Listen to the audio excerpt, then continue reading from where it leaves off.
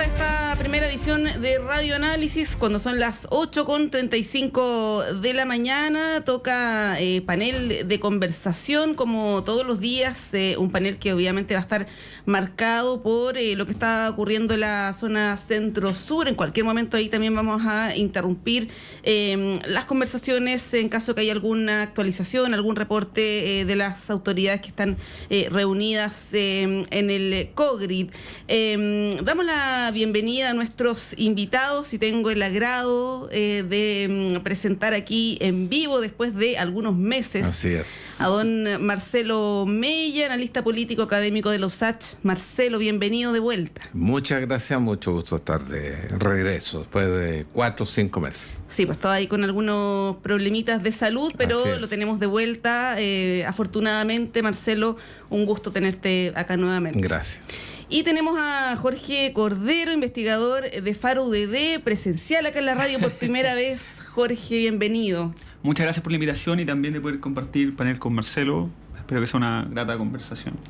Sí, pues Marcelo es muy agradable. Jorge también. Oye, bueno, el tema de los incendios, yo ahí tengo que partir diciendo, yo sé que ya lo hemos señalado, pero enviarle nuestro cariño, nuestro afecto, nuestra solidaridad a la gente que lo está pasando tan mal en la zona centro-sur, en las regiones de Ñuble y de Biobío, que es algo que está en desarrollo. Todavía el fuego no logra extinguirse, así que es algo que evidentemente nos preocupa y esperamos que pueda decantar en las próximas horas, extinguirse el fuego, y ahí vamos a estar muy pendientes, ¿no? Pero como este es un espacio, Marcelo, Jorge, de análisis político, evidentemente nos toca hacer alguna lectura, alguna interpretación de lo que está pasando.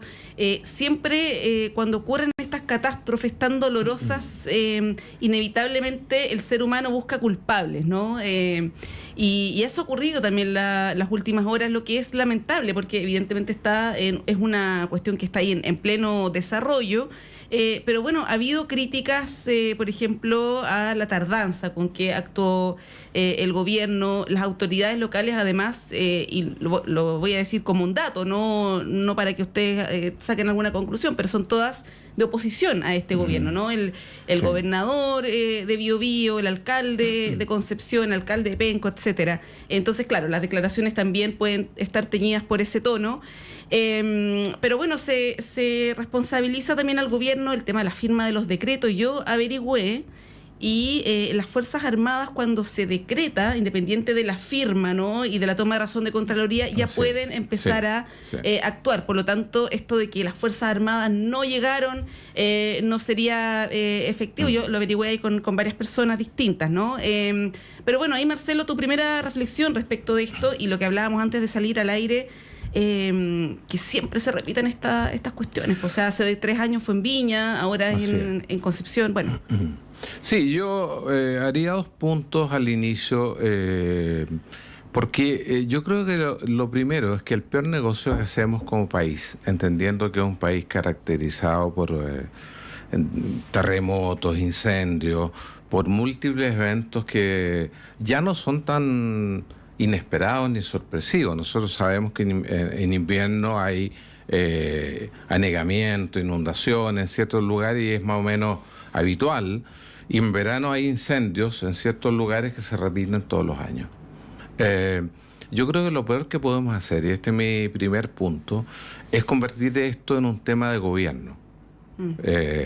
Yo creo que tenemos que, y el momento político no es bueno, pero tenemos que aprender a discutir sobre estos temas como temas de Estado.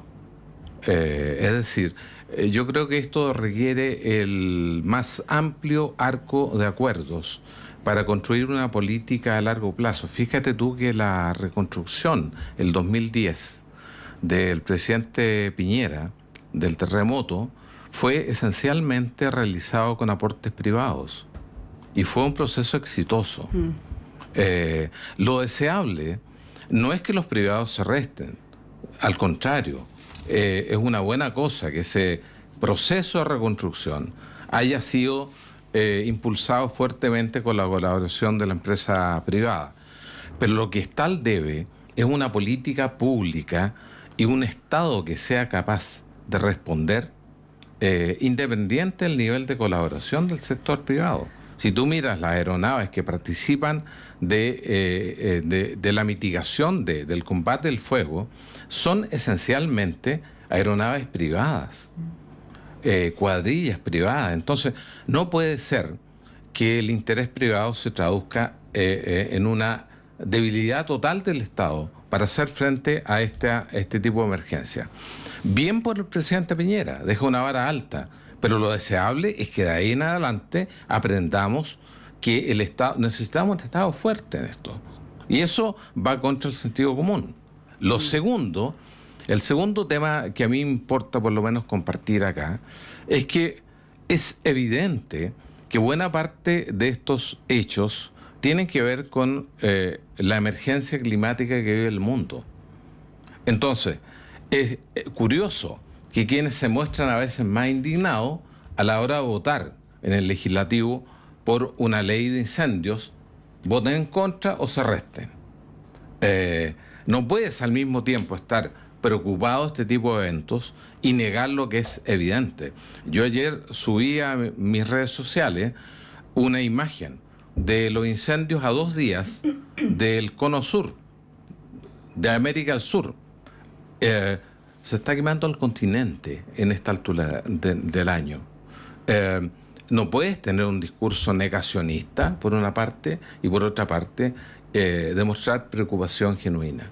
Es ahí donde yo creo que incluso hay un tema que nos sobrepasa como país. Si tú te das cuenta, esto ya es un tema, estoy hablando de los incendios, es un tema que excede los hechos fortuitos de una persona que tira una colilla de cigarro, porque hay condiciones que en algunos casos hace imposible mitigar rápidamente estos incendios. Sí, bueno, ahí Marcelo decía, Jorge, varias cosas, pero yo solamente agregar que el presidente electo José Antonio Kast, a través de sus redes sociales, tuvo un tono, a mi parecer, bien adecuado, ¿no? De no entrar en la reyerta política, que no es el momento de este tipo de enfrentamientos, sino que de solucionar la emergencia. Entiendo que también tuvo algunas reuniones telemáticas con autoridades. Hoy, a partir de las 11 de la mañana, se reúne con el presidente Boric, así que por lo menos en ese plano es esperanzador, ¿no? En términos del tono de lo que hemos conocido hasta ahora, y ahí también el presidente Kast baja la línea para su sector, porque ayer veíamos algunos ahí atisbos de críticas, pero se fueron difuminando durante el día. Jorge. Sí, no, respecto a lo que acabas de comentar, a mí me parece que efectivamente José Antonio Kast en este punto va en buena línea y es bueno que eso suceda prontamente porque va marcando ciertas diferencias de otro tipo de liderazgo a lo largo del continente que mantienen, pese a las catástrofes, tonos bastante agresivos con sus gobiernos de oposición. Respecto al tema del incendio en particular, a mí me parece, tomando un poco lo que ha dicho Marcelo, que la sensación general, y me imagino que esto le sucede a varios, es que efectivamente no hay prevención, no hay una política pública preventiva al respecto. Y eso es algo que se mantiene año tras año. Y yo rescato lo que dijiste, que efectivamente el tema de los decretos es más una polémica artificial y en ese sentido es difícil poder responsabilizar al gobierno en esos términos, ¿no? Pero donde yo creo que sí les cae algo de responsabilidad, sobre todo al Ejecutivo, es justamente en no mantener esta línea preventiva respecto a los incendios, porque no es la primera vez que le sucede esto, ¿no? O sea, tú tienes el precedente del incendio en la región de Valparaíso, ¿cierto? Y con ese precedente uno ya esperaría que el gobierno tenga una política pública más activa o comience esa discusión de Estado, que es justamente lo que se necesita y es lo que mencionaba Marcelo, ¿no? Armar una política pública de Estado de cara a prevenir justamente todo lo asociado a los incendios forestales. Y aquí es importante agregar otra cosa, ¿no? Que la mayoría de estos incendios, al menos esto fue lo que mostraron los reportes asociados al incendio en Valparaíso, mostraban que eran incendios intencionales. Entonces, si bien el cambio climático es un elemento medular en esto, que hace que esto se descontrole de manera muy rápida, ¿no? Sobre todo en el sur, bien es conocido, por ejemplo, los efectos que genera cierta parte del monocultivo, las plantaciones de pino, eso por cierto que es un problema. Pero cabe decir que si bien el problema del cambio climático es lo que genera que esto se descontrole rápidamente, el problema de origen es un problema de que efectivamente tú tienes gente que intencionalmente no comete una serie de incendios cabe preguntarse si es de forma organizada o no, ¿cierto? Pareciera ser que cuando uno observa el caso de Valparaíso sí se veía cierta coordinación, acá Sí, igual. integrante de CONAF incluso. Justamente, cuando uno ve, de hecho, bueno, los mismos mapas que mencionaba Marcelo, aplicados solo al caso de Concepción, donde se iniciaron los focos, la verdad es que llama la atención porque son focos simultáneos, ¿no?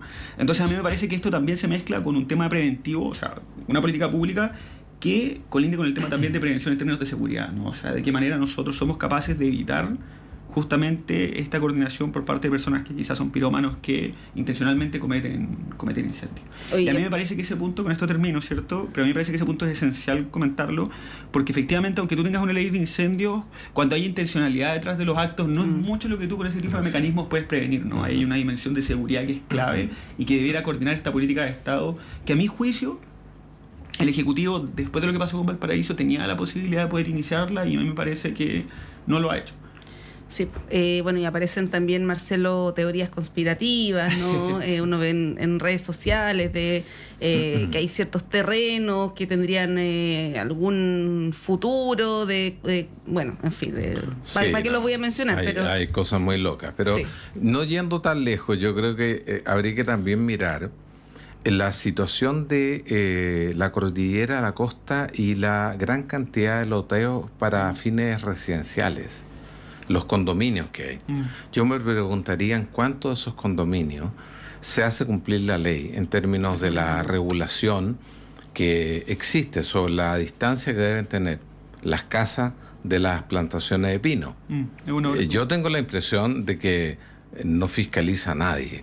Y esto no es un problema de este gobierno, es un problema de Estado. Sí, estoy de acuerdo con eso. Es decir, hay algunas cosas que podríamos prever, porque lo que pasó en el sur no es la afectación de campamentos, son viviendas legales, son residencias legales que pagan contribuciones y que están, de acuerdo a las imágenes, en algunos casos, al lado de los bosques de pino.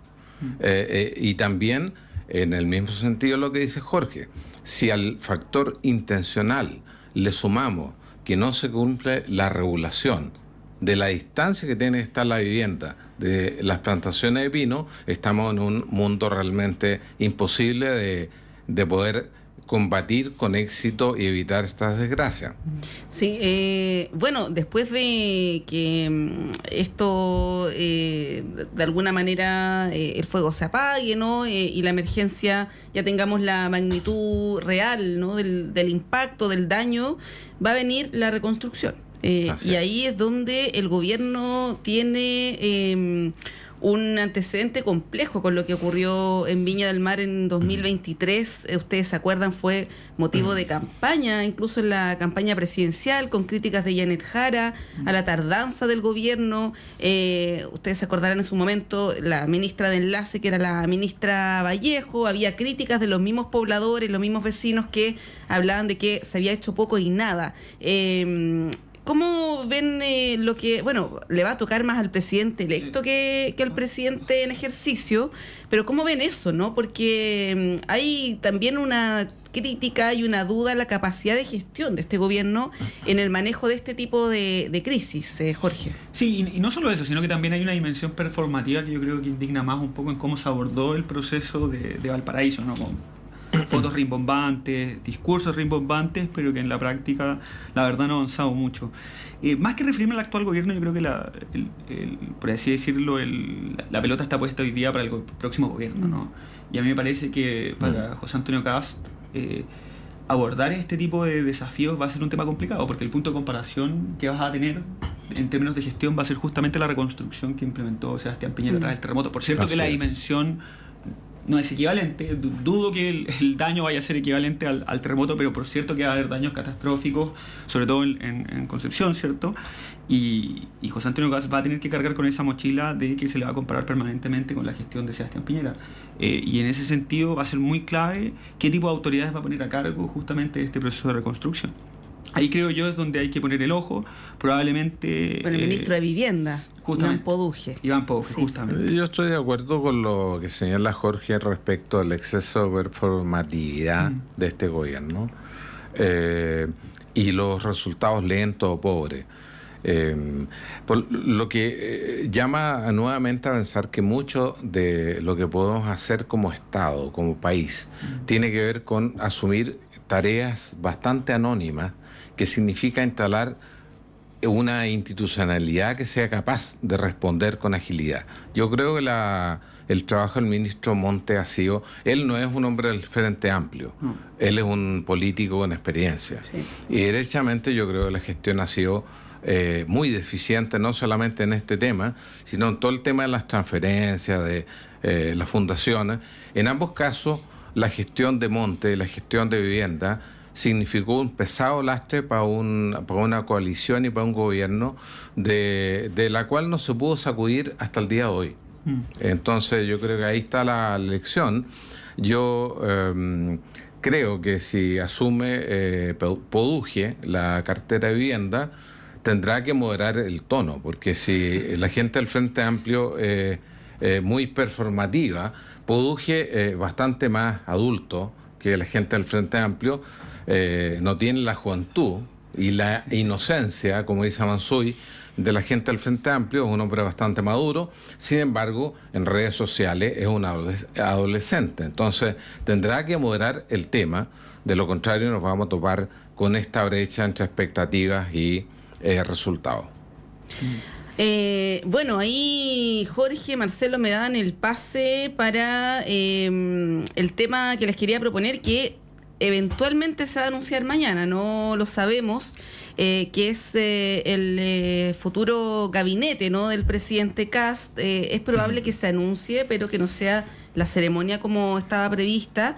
Pero bueno, hay algunos nombres que ya conocemos, que están más o menos confirmados, en Hacienda, Interior, Sexpress, la vocería probablemente también. Los sectoriales, ahí cabe algunas dudas porque se han mencionado algunos nombres, pero después el presidente electo ha estado pie atrás, y todo esto ha sido filtrado a la prensa, lo que llama harto la atención. Yo lo decía el día viernes, es raro que tantas personas le digan que no al presidente. O sea, fue a Argentina a buscar a un ministro, le dijo que no. Y que además esto se haga público. El primer gabinete, que no es lo mismo que el último gabinete o el del medio, claro, digamos, en medio de una crisis, ¿no? El primer gabinete con toda la energía, con toda esa impronta. Y bueno, que varios le hayan dicho que no. El caso de Rodolfo Carter, que tenía sus razones más que justificadas en todo caso. Pero bueno, algunos nombres que llaman la atención. El de Poduje, a propósito de la emergencia. Jorge Quiroz, yo creo que igual va a tener una gestión conflictiva, pero bueno, ahí, Jorge, ¿cómo ves aquello? Sí, mira, yo creo que en general cuando uno nombra ministros, tú tienes por una parte ciertos nombres que entregan certeza, ¿cierto?, que son nombres quizás más seguros, y generalmente eso sucede en el ámbito más técnico. Y luego tienes, por otra línea, nombres que son una apuesta, y esa apuesta puede ser buena o puede ser mala. Yo creo que en ese sentido Jorge Quiroz es una apuesta, pero es una apuesta, creo yo, buena, positiva, una persona que tiene reconocimiento dentro del mundo de la economía, tanto mainstream como no mainstream, y en ese sentido una persona que tiene los conocimientos aptos para asumir un ministerio de tal calibre, sobre todo considerando la situación que tenemos hoy día en términos de nuestras finanzas públicas, donde los límites de deuda están llegando al límite de lo que es tolerable, que por cierto eso es un problema que se está arrastrando desde hace varios gobiernos. A mí me parece que un muy buen nombre y que viene a poner cierta tranquilidad y templanza al próximo gobierno es justamente José Manuel García en la Sexpress, ¿no? José García, perdón, en la Sexpress, ¿no? Porque justamente es un parlamentario con una amplia trayectoria dentro del Senado, dentro de la Cámara de Diputados, que ha tenido un tono permanentemente dentro del Congreso bastante colaborativo y que tiene cierto feedback y relación, sobre todo con el mundo de la centroizquierda, también con la centroderecha. Entonces, y me parece que es un buen nombre porque yo estoy convencido que el ministerio más importante para el próximo gobierno va a ser la Sexpress. O sea, tú hoy día tienes un sistema político que está bastante atomizado, y yo hablo de una atomización que es bastante compleja, que va mucho más allá del número efectivo de partidos, no la cantidad de partidos que tú tienes, sino que a nivel de parlamentario los legisladores hoy día están votando de forma atomizada, y eso es mucho más problemático, ¿no? Y en ese sentido, tener un buen Sexpress con experiencia, que conoce las dinámicas internas del Congreso, que conoce las instituciones informales al interior del Congreso, le van a hacer bien al gobierno y le van a permitir poder plantear de buena cara sus temas políticos a la agenda legislativa. Entonces a mí me parece que ese es un nombre clave, que va en buena línea, que le va a permitir generar cierta interacción con Chile Vamos, que hoy día Chile Vamos es una coalición bastante compleja y difícil de poder gobernar.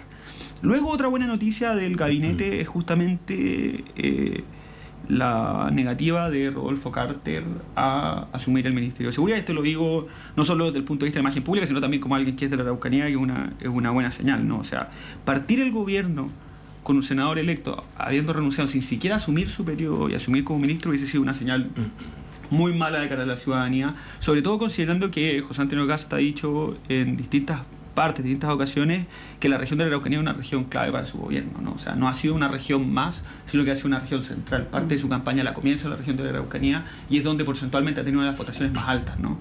Entonces, la negativa de Rodolfo Carter de sumarse al ministerio y asumir su rol como senador electo me parece que efectivamente va en buena noticia. Y aquí me parece que con estas dificultades que ha tenido al momento de nombrar ministro tiene una explicación que es súper evidente, ¿no? Es decir, la situación país hoy día no es la misma que hace 10, 15, 20 años y probablemente es mucho más difícil poder convencer a personas que quieran asumir un cargo así, ¿no? O sea, el costo de oportunidad, por ejemplo, en términos súper fríos, el costo de oportunidad para una persona asumir un cargo hoy día es mucho más alta de lo que era hace 15 años, ¿no?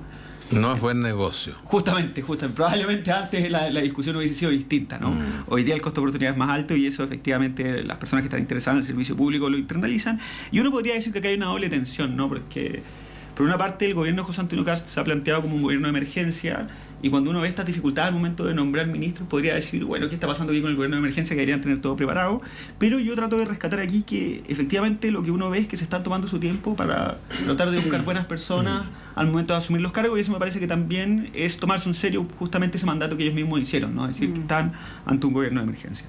Sí, ahora Marcelo, igual llama la atención que a ver, José Antonio Kast sabía o preveía, todos preveíamos hace 6 meses por lo menos que iba a ser el próximo presidente.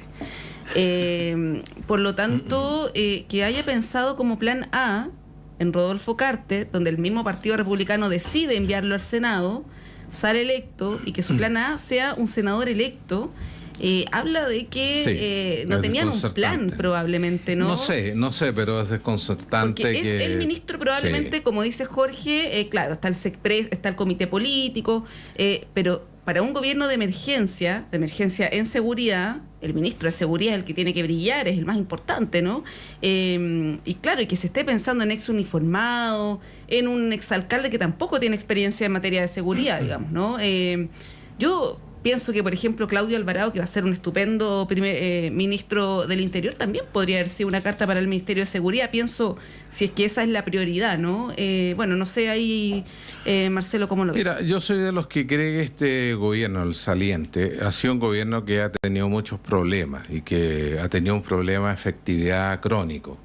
Pero no adhiero a la tesis del gobierno de emergencia. Yo creo que la única emergencia que uno puede ver es la que ha tenido el presidente electo para designar su gabinete. Porque uno dice, bueno, las filtraciones son intencionales, son planificadas. Tengo mis dudas. Luego, la apuesta por Carter, que tiene dos cosas que para mí son incomprensibles. Una, que Carter tuvo una votación en la Araucanía que fue importante. Pensar un poco cómo quedan los electores en esa región que votaron por Carter y ni siquiera asume y se transforma en un trampolín para llegar al gabinete del presidente Kast. Me parece que eso no resiste el menor análisis desde el punto de vista de las bases de apoyo en la región. Genera un problema grande. Entonces, ¿no tenía un mejor nombre? Estaba pensando en él desde el inicio. Bueno, si estaba pensando en él desde el inicio, uno podría decir muy poco honesta la negociación para la lista parlamentaria.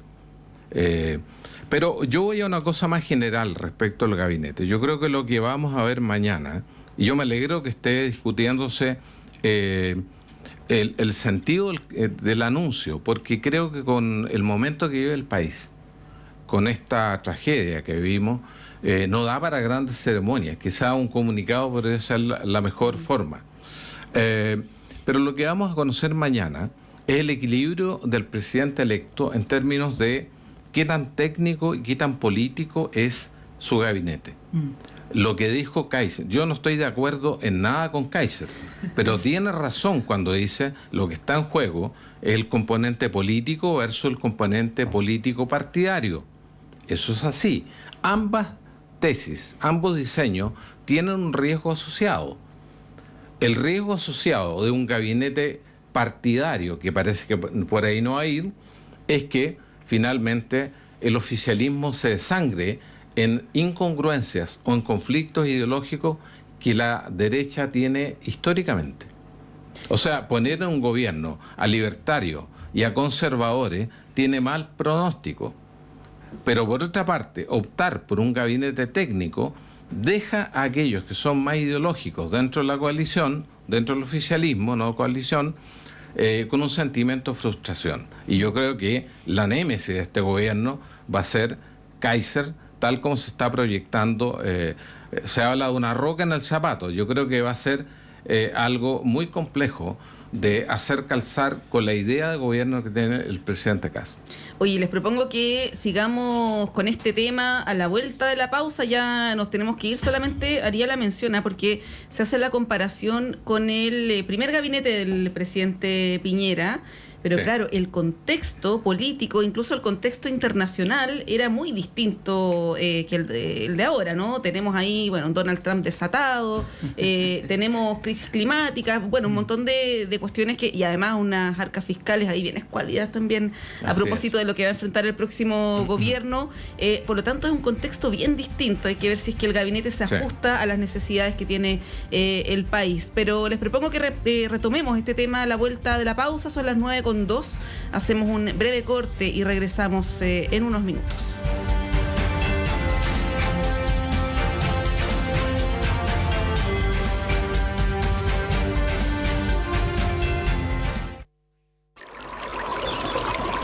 Aguas Trayén o Cascada en Mapudungún es la mejor agua purificada con tecnología de última generación. Para más información, visite su página web www.aguastrayen.com.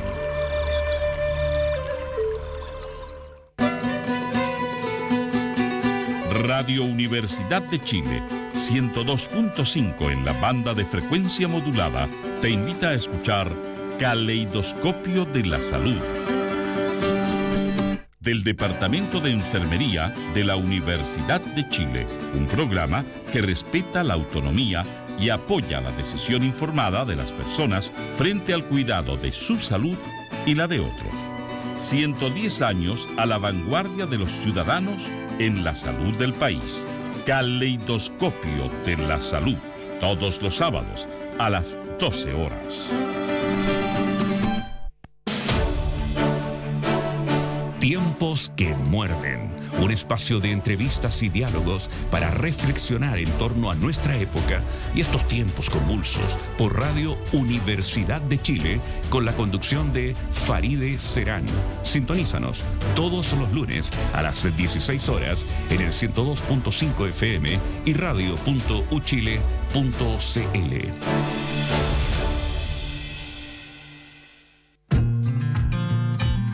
La Voz de Enfermería, un programa que está destinado a dar a conocer la importante labor de las enfermeras en Chile. Somos los profesionales de enfermería de Clínica Indisa. Nuestro compromiso es tu salud. Día a día cuidamos de ti desde la prevención hasta la recuperación. Formamos parte del Sindicato de Enfermería, defendiendo tus derechos como trabajador y garantizando tu bienestar. Edúcate y crece con nosotros porque tu salud es nuestra prioridad. Todos los lunes, desde las 17 horas, en el 102.5 FM y radio.uchile.cl.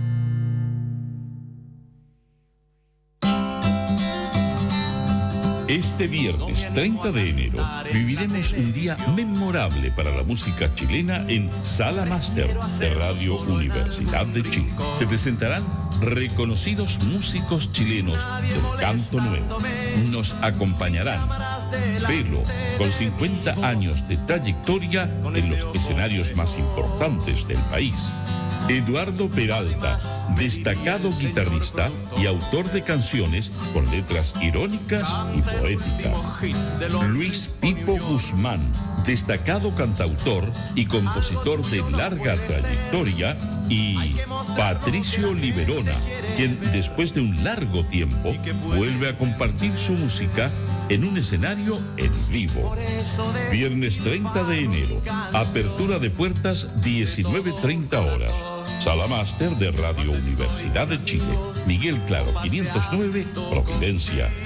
Entradas disponibles en Portal Ticket.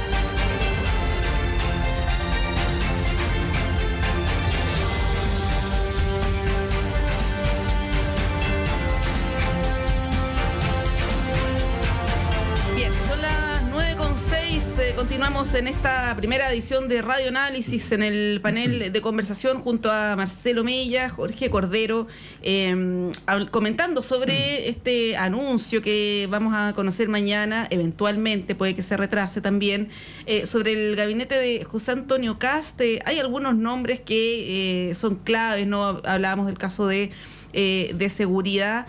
Pero bueno, ahí no sé, Jorge, si tienes algún comentario, porque claro, este gobierno que entra la va a tener bien difícil en términos de su relación con el Congreso, sí, de la construcción de acuerdos.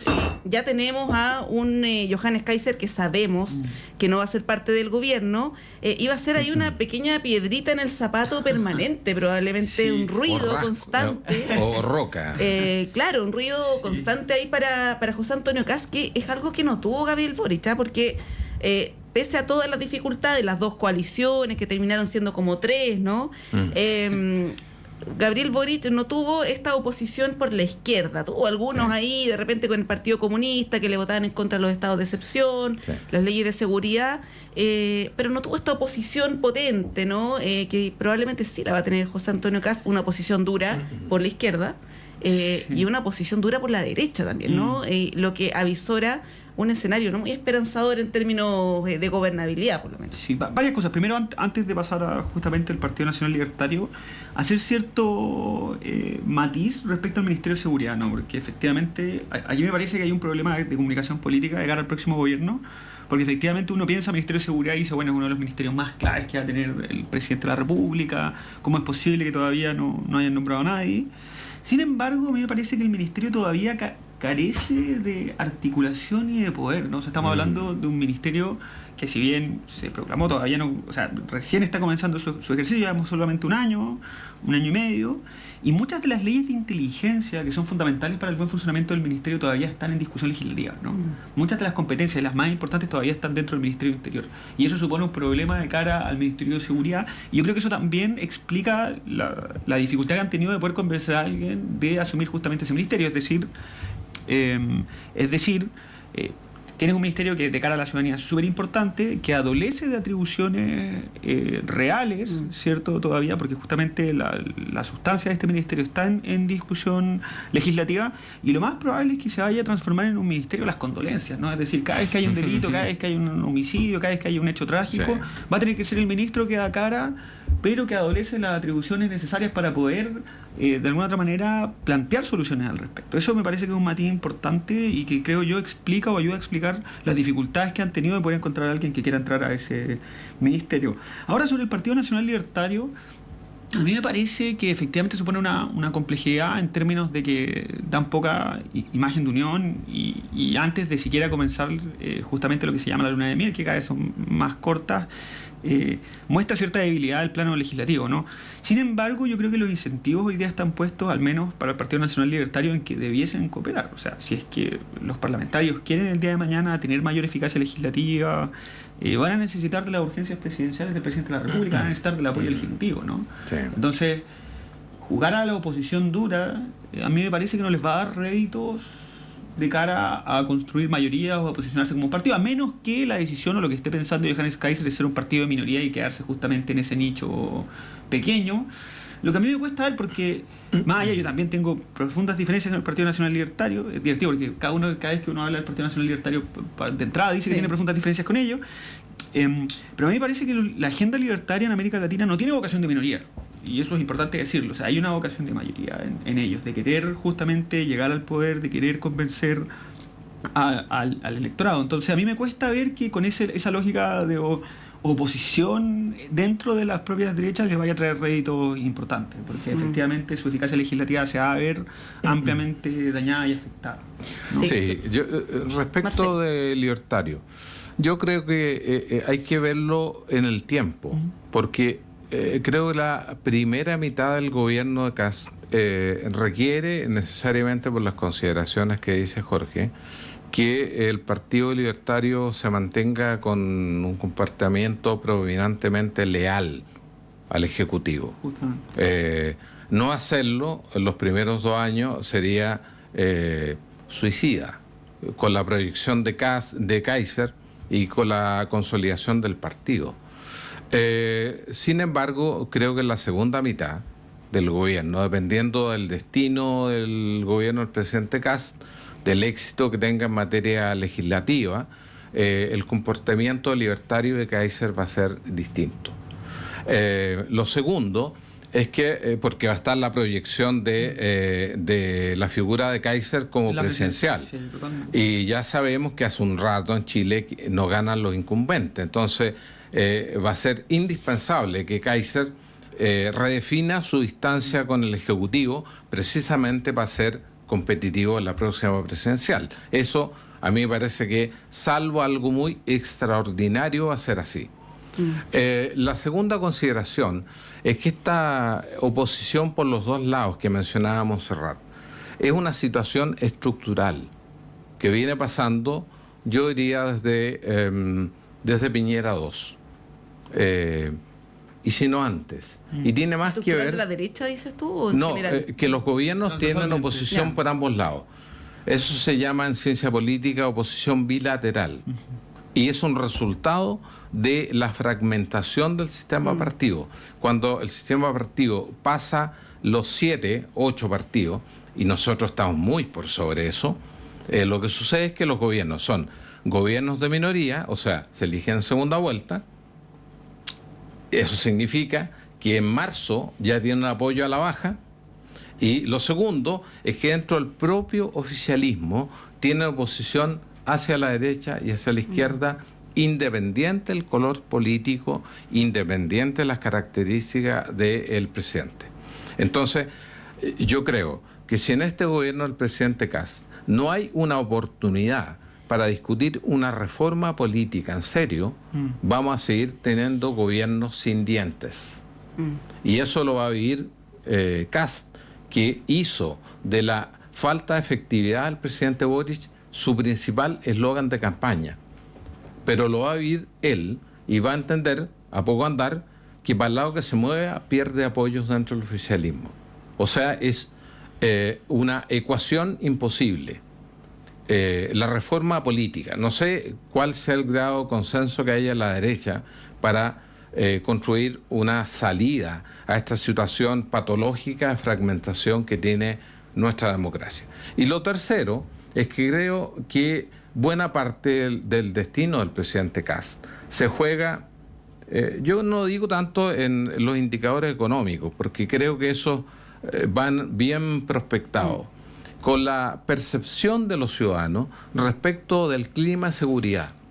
Y respecto al clima de seguridad, tiene que marcar un punto de diferencia con todo lo anterior en materia migratoria y en materia de sistema carcelario. Hay un proyecto de separación de la reinserción social para dejarlo esa labor fuera de Gendarmería. Sí. Si esas cosas no pasan, yo creo que lamentablemente el presidente Kast va a tener que cabalgar con el mismo caballo que los últimos gobiernos en Chile. Yo creo que son las grandes definiciones, no son definiciones de cabeza caliente, son definiciones que requieren un nivel de acuerdo inédito y que no ha existido en la democracia en Chile en los últimos 10 años, pero que paradojalmente el presidente Kast, que no cooperó mucho desde la oposición, va a tener que trabajar para construir ese tipo de acuerdos. Ahora son todos temas de cocción lenta, o sea, el tema de carcelario, migratorio, sí. Y que este gobierno también ha ido trabajando en aquello, exhibido de hecho números que son positivos, en seguridad, hay varias leyes que se han ido aprobando y que todavía no vemos los resultados, ¿no? De esas leyes, no hay varitas mágicas para nada, y claro, cuando existe el concepto de gobierno de emergencia, uno entiende que emergencia es algo inmediato, ¿no? Exacto. Ahora. Y son cuestiones que no se van a solucionar en el corto plazo. Ahora nos quedan, en los minutos que nos quedan, tenemos que sí o sí analizar lo que está pasando en la vereda del frente. Yo sé que con toda esta coyuntura probablemente no vamos a tener noticias durante las próximas horas, pero bueno, el hecho de que uno o dos partidos, porque entiendo que el PPD también lo estaba pensando, hayan decidido suspender su relación del oficialismo, es algo no menor, ¿eh? Este cónclave que se iba a realizar a fin de mes para analizar la derrota, para hacer una autocrítica, se suspende. Es bien complicado lo que está pasando. Probablemente, Marcelo, Jorge, lo primero que uno piensa es se acaba el gobierno, evidentemente el poder ya se está traspasando a otro lado, por lo tanto es un proceso natural, ¿no?, de los partidos de ir viendo para dónde van a moverse, pero quizás hay algo más de fondo también, ¿no? Hay diferencias que se han exhibido durante los últimos días, y Jorge, también te agrego la pregunta sobre también el relato del gobierno, cómo va cerrando el fin de semana. Hay algunas columnas bien duras de personas que provienen de ese mundo, ¿no? Una de ellas es de Carlos Correa, no sé si la leyeron, que es bien dura respecto del gobierno, como de este relato, ¿no? Y otra de Óscar Contardo, donde también menciona el caso de Julia Chuñil, y de toda esta dimensión performática que mencionaba Jorge, a propósito, además que el viernes la vocera dice: nosotros nunca dijimos que Julia Chuñil era una dirigente ambiental, y bueno, lo dijeron, ¿no? Como que el presidente dijo: no, la ley Naín Retamán no es una ley del gobierno. Bueno, eso, o sea, yo creo que para eso mejor asumir que te equivocaste, que desconocer que eso ocurrió, ¿no? Bueno, Jorge, ahí te doy la palabra. Sí, mira, lo primero, lo que uno ve, sobre todo en el momento final del gobierno, es como el eterno retorno a esta inocencia que menciona Daniel Mansubi en su libro, y que un colega, Claudio Zapel, escribió una columna hace poco en La Tercera. Él hablaba de pensamiento mágico, ¿no? Esta cosa de, más que inocencia, de creer que simplemente por una cuestión de pensarlo, creerlo, tú vas a lograr objetivos, vas a lograr la cuestión de las cosas, ¿no? Que efectivamente lo que caracterizaría al Frente Amplio, como voluntarismo, en el fondo. Sí, más que simplemente inocencia, hay una cuestión de pensamiento mágico. Que ellos, por creer algo, negando el método, negando la evidencia, tú puedes simplemente lograrlo, y ya sabemos, después de observar su ejercicio, de que eso no es así. Pero lo que yo veo es justamente un retorno a ese tipo de retórica, ¿no? Por parte de, particularmente, creo yo, el Frente Amplio. Luego, sobre lo que está pasando en las oposiciones, yo diría que acá se abre una oportunidad para, sobre todo, la centroizquierda. A mí me parece que en términos generales la izquierda hoy día está en una situación muy compleja de cara al futuro. O sea, es muy difícil que puedan proyectar un próximo gobierno con esta dificultad de poder entregar soluciones a los problemas públicos del país, con esta falta también, creo yo, de capital humano, que es un problema esencial dentro del mundo de la izquierda hoy día. O sea, cuando uno ve, por ejemplo, a nivel legislativo, la verdad, el tipo de capital humano que hay dentro del mundo de la izquierda cada vez va a la baja. Pero a mí me parece que esta fractura marca una oportunidad de qué tipo de oposición, ¿cierto? ¿Cuál va a ser el rumbo de las oposiciones, ¿no? A mí me parece que el Frente Amplio y el Partido Comunista están marcando la línea hacia nuevamente ser una oposición irresponsable, ¿cierto? Una oposición que a priori rechace las discusiones, que a priori dé negativa sobre los temas que proponga el Ejecutivo. Y sin embargo, lo que yo veo es que dentro del mundo de la centroizquierda, Partido Socialista, PPD, podría abrirse una posibilidad. Yo no digo que tengan definido que van a ser una oposición responsable, pero podría abrirse una posibilidad de que efectivamente sean una oposición más estratégica, ¿no? Es decir, que colaboren los temas que haya que cooperar, por ejemplo, en materia de seguridad, donde es un tema que, por cierto, la ciudadanía los va a seguir juzgando si es que cooperan o no cooperan. Y de cara a qué tipo de relación van a tener con el Ejecutivo, si es que se repite justamente el tipo de conducta que tuvieron con el presidente Sebastián Piñera, ¿no?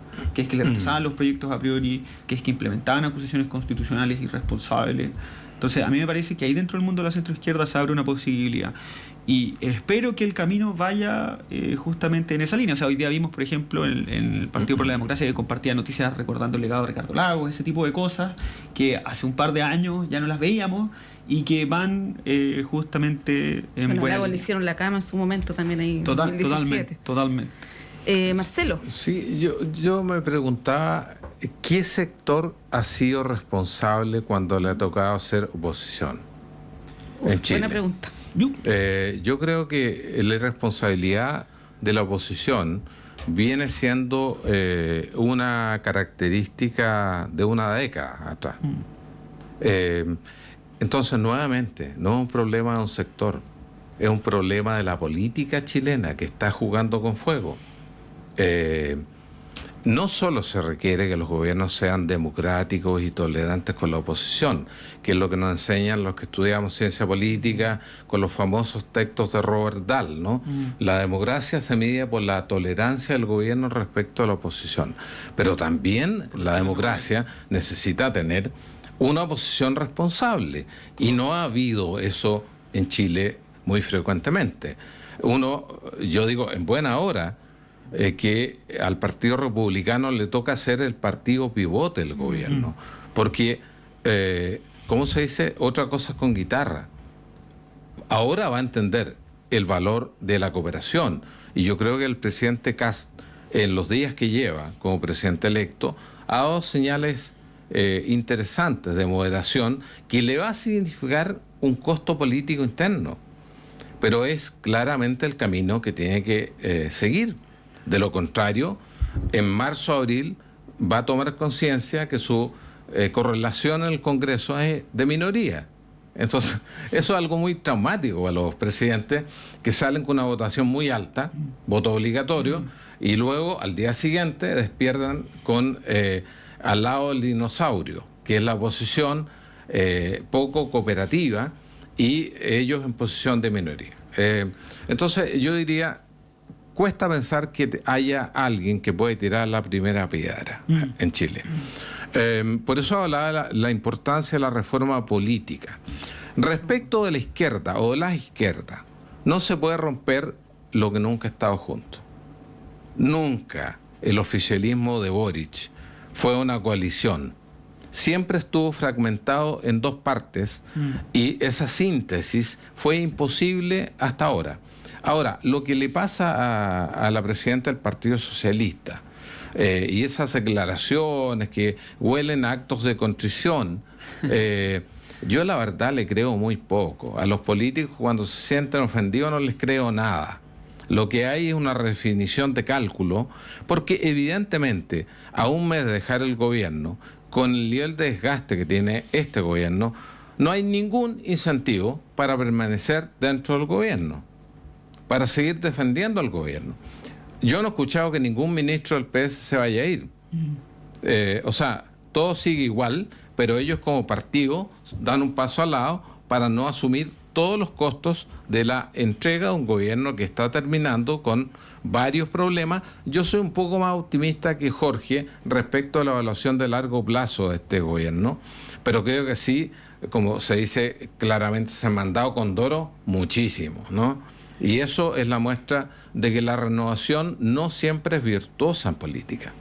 Ahora lo que vimos con la ley Naín Retamal fue al revés, o sea, el Partido Socialista defendiendo una ley que a muchos de ellos no los convencía, pero que por decisión del gobierno votaron de una determinada manera. De hecho, recordaban algunos parlamentarios que entrevistábamos acá que la ministra Vallejo andaba en el Senado pidiendo que votaran que aprobaran esta ley, y el gobierno desentendiéndose, el presidente desentendiéndose de aquello, ¿no? Sí, pero es que estamos todavía viviendo, yo creo, los coletazos del estallido en términos comunicacionales, porque el reino de las mesuras por todos lados. Primero con un complejo a la izquierda con el tema del orden público. Yo invitaría a la izquierda, a todos los partidos, a leer el famoso libro de Norbert Lechner, La construcción nunca acaba del orden deseado. La democracia se juega en su legitimidad inicialmente por su capacidad de garantizar orden. Eso es algo que la renovación del socialismo le quedó suficientemente claro en la década de los 80, bajo dictadura, y que hemos tenido una peligrosa regresión y un complejo inexplicable en los sectores progresistas de este país. Yo creo que la travesía del desierto de la izquierda en Chile va a ser larga, principalmente porque carga con complejos, como por ejemplo en este tema del orden público, y también porque hay un vacío de oferta política que hace que sectores de la izquierda realmente la contribución en materia de políticas públicas sea cercana a cero. ¿Por qué la gente deberá votar por la izquierda?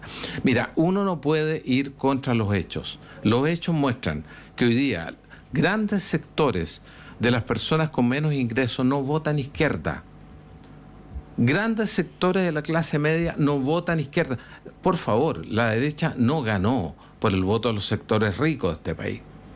Entonces, si la base histórica del electorado de la izquierda se perdió, hay que hacerse la pregunta en serio de por qué ocurrió eso. Jorge. Eso último que plantea es un muy buen punto y lo comparto plenamente. O sea, hay una fractura brutal de parte de las nuevas izquierdas con los sectores populares. Creo yo que eso se debe justamente a que orientaron su política en los últimos 15 años de cara a los valores postmateriales de la ciudadanía, ¿no? Al sujeto que emergió de la sociedad justamente que se originó de la modernización capitalista, ¿no? Respecto a varias cosas, primero sobre las oposiciones, a mí me gustaría hacer un matiz, quizá marco una diferencia que tengo con Marcelo, dado que hemos estado en común en lo medular. Mira, parte de la agenda de investigación que estoy teniendo ahora con algunos colegas en Faro es justamente analizar datos legislativos, y cuando uno ve el comportamiento de las oposiciones, al menos sobre todo de qué tanto ha colaborado partidos, incluso como el Partido Republicano en el Congreso, cuando uno analiza las métricas, la verdad es que los niveles de aprobación en la mayoría de las comisiones tienden a ser relativamente alta, ¿no? O sea, uno ve que incluso el parlamentario que más rechaza la agenda de gobierno, que era Johannes Kaiser, estaba sobre un 65-70% de aprobación. O sea, estamos hablando de cifras altas. Y ese tipo de cifras no se encontraban con el gobierno de Sebastián Piñera. Y yo creo que eso tiene varias explicaciones, sobre todo tras la irrupción del Frente Amplio, que ellos llegaron al poder justamente con esta lógica de querer rechazar todo lo que estaba antes de ellos, ¿no? Y en ese sentido ese matiz me parece que es importante hacerlo porque no tuvimos si bien yo estoy de acuerdo en que hay un problema medular con la clase política y por ello la reforma del sistema político, aunque yo la veo muy inviable, es fundamental, sí me parece que dentro del mundo de las izquierdas, particularmente lo que es el Frente Amplio, ellos tienen una visión, una mirada que es distinta, ¿cierto?, de cómo ser oposición. Y creo que es una mirada que se alimenta también de su propia filosofía política, ¿no? O sea, recordemos a figuras como Chantal Mouffe, ¿cierto?, Ernesto Laclau, que proponían esta lógica del agonismo, ¿no? Es decir, de que hay que marcar y exaltar las diferencias justamente para poder capitalizar, ¿cierto?, aquellos grupos que entran en conflicto. Y esa filosofía política me parece que es particular y propia del Frente Amplio, aunque hoy día pareciera ser que están tratando de renegar de ella y buscando un nuevo horizonte. Y respecto a todo lo que tiene que ver con el tema de seguridad, ¿no?, que también lo estuvimos mencionando, a mí me parece que el enfoque que ha tomado justamente el Estado de Chile, que aquí hay un problema de cara a los próximos gobiernos, es justamente un enfoque institucional, ¿no? Es decir, implementar múltiples reformas a través del Congreso. Pero a mí me parece que lo que hace hoy día José Antonio Kast es justamente tratar de mezclar este enfoque institucional que ha tomado el Estado de Chile, que trae problemas porque las reformas institucionales se ven a largo plazo, ¿no? Y eso va a ir generando tensiones con un enfoque más punitivo, ¿no? que es esta lógica de mano dura. Yo creo que va a tratar de buscar un equilibrio entre la mirada de reforma institucional con esta mirada de mano dura. Eso. Sí, bueno, tenemos solamente un detalle, Marcelo, una cosa muy breve. Sí. En el segundo gobierno de Piñera existieron 13 acusaciones constitucionales. Y en 13. este creo que más. Sí. Y aquí 10. Sí. Me parece impresentable. Totalmente, ¿no? Es un recurso legal que tiene derecho los parlamentarios a acusar. Desnaturalizar una institución, yo estoy de acuerdo con eso. Se están farreando esto. Totalmente. Un mal uso, y eso para mí demuestra que tenemos algo muy cercano a un circo instalado en la oposición, independiente del color político de turno. Yo en ese punto estoy muy de acuerdo. O sea, efectivamente, cuando un sector político desnaturaliza una institución e institucionaliza una nueva forma de práctica informal, que es lo que hizo justamente el Frente Amplio con las instituciones. Ahora no diría que solo el Frente Amplio. O sea, yo creo que la primera mala acusación constitucional fue la que le decía allá en la propuesta. Yo creo que fue el primer mal precedente. Estoy de acuerdo con eso. Sí. Luego el Frente Amplio masificó esta práctica. A Harold Bayer. Sí, totalmente. O sea, bueno, Raúl Figueroa, porque él quiere volver a... Exactamente. Lo que vemos ahora es que ese tipo de uso de las acusaciones constitucionales ya se institucionalizó al interior del Congreso. Y eso también es un problema que demuestra que efectivamente hay un problema de fondo de cara al tipo de políticos que tenemos. Pero yo hago ese matiz de que efectivamente como oposición hubo una oposición que cooperó más con el Ejecutivo que otra, y eso se ve reflejado en que el gobierno tuvo una agenda legislativa que avanzó en muchas materias, ¿no? O sea, que ellos mismos celebran en este informe de los 1000 logros, ¿no? Sí. Bueno, ahora ya prácticamente no vemos las interpelaciones, sino que se va directo a la acusación constitucional, que es un recurso de última ratio, ¿no? Y ahora, por ejemplo, con las acusaciones constitucionales al expresidente Piñera, que se mencionan recurrentemente, hay varios que se lavan las manos. O sea, hasta Jimena Rincón aprobó la acusación constitucional, y ahora, bueno, la vamos a ver probablemente en el gabinete. Eso da para otro tema. Eso da para otro programa. Para otro programa, así es. Claro, pero no tenemos tiempo para aquello porque estamos medios pasados, son las 9:32. Agradecemos a Marcelo Mella. Marcelo, un gusto tenerte nuevamente, para que sean también muchas más. Y Jorge Cordero, igualmente. Muchas gracias por la invitación. Que tengan una estupenda semana. Nosotros nos vamos rápidamente a la pausa y a la vuelta está Diana Porras con ustedes.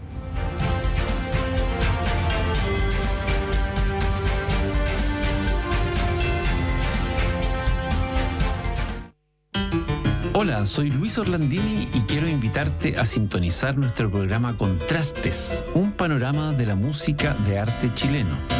Acompáñame junto a Svetlana Kotova, Andrés Mopuán y Mario Mora, académicos del Departamento de Música de la Facultad de Artes de la Universidad de Chile, mientras exploramos las diversas facetas de nuestra cultura musical.